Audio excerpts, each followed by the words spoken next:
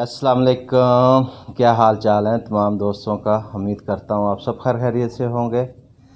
Bhavnagar poultry guide में इजहार आपको वेलकम कहता है। जी दोस्तों, आज का मौजू रानीखेत है। रानीखेत यानी एंडी।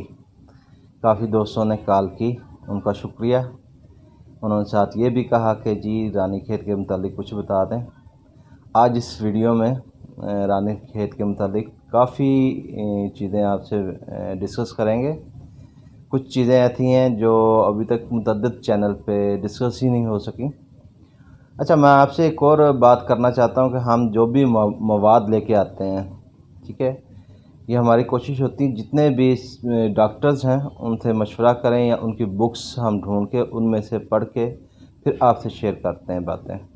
यानी कि इसमें हम अपनी तरफ से कोई बात नहीं करते, ठीक है। जो कुछ लिखा होता है बुक्स में और जो डॉक्टरों से मशवरा किया जाता है उसके बाद हम वीडियो बनाते हैं और आपसे शेयर करते हैं ताकि आप उस वीडियो से मुस्तफ़ीद हो सकें।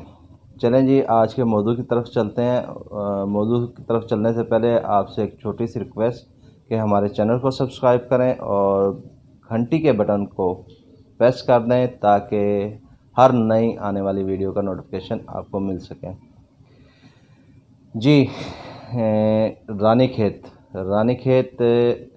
मुर्गियों में पहली दफ़ा इंडिया के एक मुकाम पर देखने में आई और उस मुकाम का नाम रानीखेत है, इसलिए इसको रानीखेत कहा जाता है। इसे एंडी भी कहा जाता है। ये इंतहाई छोटा वायरस होता है, मौलिक वायरस होता है जो आम खुरदबिन से देखने में नज़र नहीं आता। जी दोस्तों, ये वायरस 3 किस्म के निज़ाम को मुतासर करता है: निज़ाम तनफ़्फ़ुज़, असाबी निज़ाम और निज़ाम हाज़मा। चलें अलामात के बारे में अब डिस्कस करते हैं कि अलामात क्या हैं।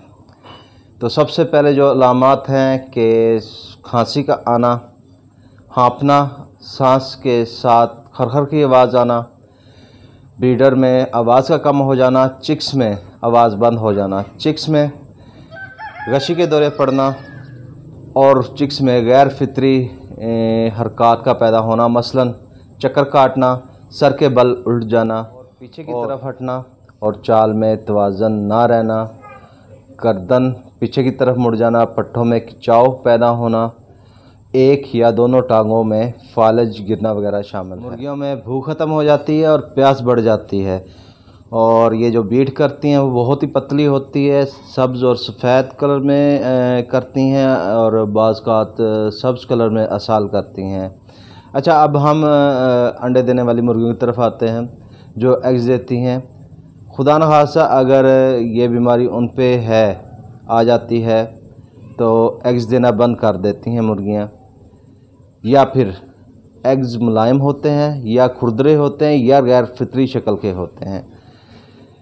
अच्छा, अगर ये अलामात हैं आपकी मुर्गी में तो सबसे पहला काम आपने ये करना है, ट्रीटमेंट से पहले कोशिश ये करें कि हर 2 महीने के बाद आप वैक्सीन करें अपने बर्ड्स को। अगर खुदा न खासा फिर भी अगर ये कोई ऐसा मसला आ गया, वैक्सीन नहीं कर पाए आप, तो सबसे पहला काम आपका ये होना चाहिए कि ऐसे बर्ड में जिनमें ये मसले आ गए हैं, ये निशानियां आ गई, ये अलामात आ गई हैं, उन्हें दूसरे बर्ड से अलहदा कर लें ताकि उन्हें ये मसला ना हो सके।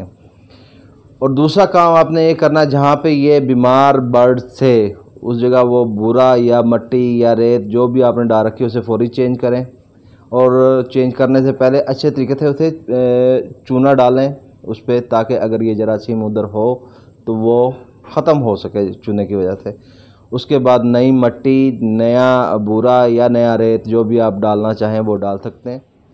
जी, इनके ट्रीटमेंट के हवाले से बातचीत करते हैं कि जब आपके बर्ड में रानीखेत आ जाए तो क्या ट्रीटमेंट है।